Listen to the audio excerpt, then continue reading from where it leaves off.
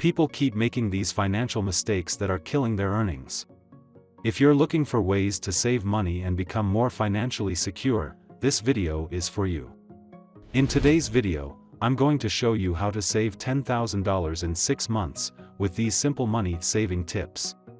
Keep watching. By the end of this video you will develop these money-saving skills and you will know an important method that if you apply, will help you to get your finances under control and get to your goal faster. Let's get started. Now, before we discuss where to get the money from, let's first decide on a place where we can't get to them. One good way of doing this is by putting all your money in a hard-to-reach place like an offshore account. I have a few different recommendations for you in regards to savings accounts. One of these is the high-interest savings account.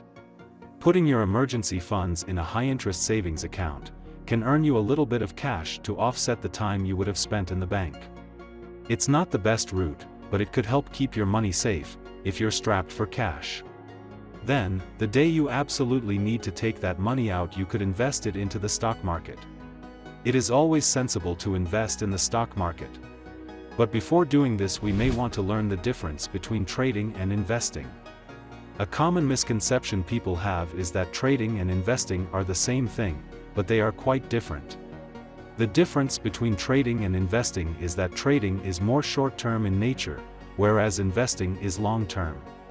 Trading is the act of buying an asset in the hope of selling it at a higher price to make a profit. Now, investing is buying an asset with the intention of holding it for a longer period of time with the hope that its value will increase over time. Trading can be done by using different types of financial instruments such as stocks, bonds, futures, options, and forex. Trading can be done for many reasons such as hedging risk or speculating on future price movements. Investing does not use any form of financial instrument but rather only uses cash to buy assets like stocks or bonds. So, many people are under the impression that investing in the stock market is too risky. This means that taking a risk in the stock market is not as risky as it seems. In fact, a study by Fidelity shows that if you invest in the stock market correctly, you will usually make money over time. If you're looking to invest in the stock market, I don't recommend just picking stocks. On average, people who pick stocks actually underperform the market and end up losing money, as opposed to getting something like an index fund. An index fund with a 10% return on average over the past 100 years, it is also simple and less stressful to manage. The best of all, you're going to be earning passive income with no effort or expense on your part and get your money to work for you. Before I move on to the next subject on how to save $10,000 in 6 months and become more financially secure, if you're looking to invest in the stock market, I will recommend one of the best online brokers, eToro.com. eToro's platform is intuitive and easy to use even for beginners. I personally use eToro.com. There's a link to sign up in the description box below.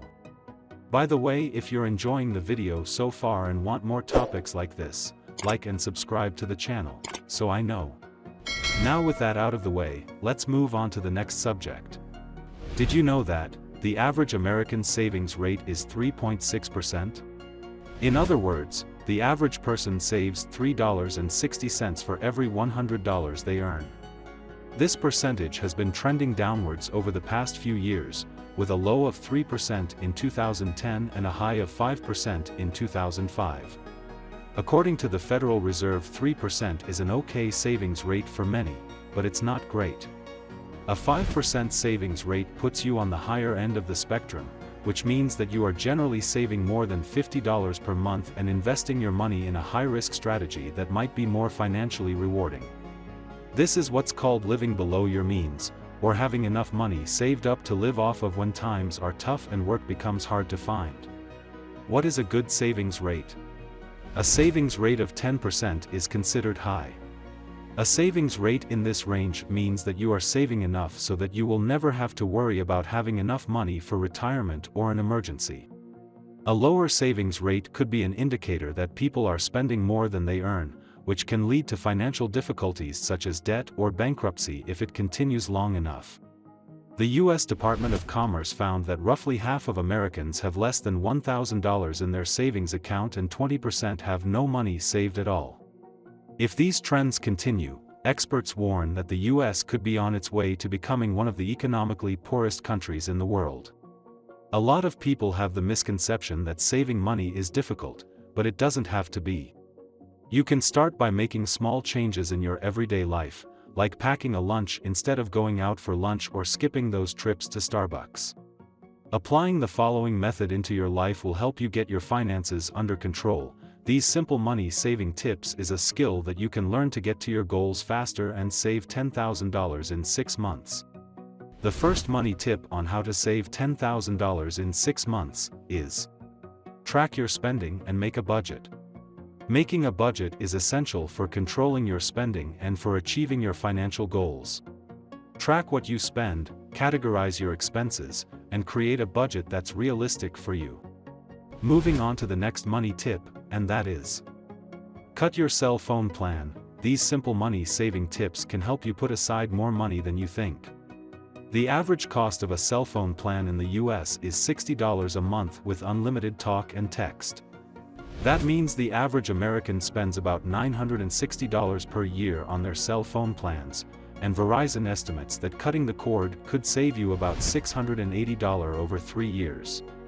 The next money-saving tip is: pay your bills on time. If you don't pay your bill on time, you may be charged a penalty. Make sure that bills are always paid on time to avoid interest charges for late payments and extra fees for returned payments, such as insufficient funds. Find out if your bill is paid through automatic draft from checking or direct deposit into your bank account. Checking accounts can offer a higher interest rate than savings accounts. So, this is the best option if you're on a fixed income. If your bill is paid through automatic draft into your bank account, contact your bank to find out how much interest you can earn by putting the money in savings instead of checking. The next money tip I have for you when it comes to save $10,000 in 6 months is: use cash instead of credit cards. Credit cards are a convenient way to pay for goods and services, but it can also be difficult to keep track of your spending. Credit card bills come in every month with an enormous amount of fees and interest rates that can make credit cards seem like an unwise decision. If you want to avoid credit cards and the fees associated with them, consider using cash instead. Some people turn to cash when they want a sense of control over their money. Others use cash because it's easy to carry around and everyone needs some in their wallet for emergencies or small purchases. If you don't have a credit card, you might need an alternative form of payment when shopping online. Here are some reasons why not carrying a credit card can be a good idea. Cash is more secure than credit cards. Cash purchases leave less of a paper trail. If you don't have a credit card, it's harder for thieves to steal your identity and drain your bank account. You can tell, these simple money-saving tips can spare you a lot of headaches. Which payment methods do you prefer to use? Comment below. I'd love to see which payment method you like best.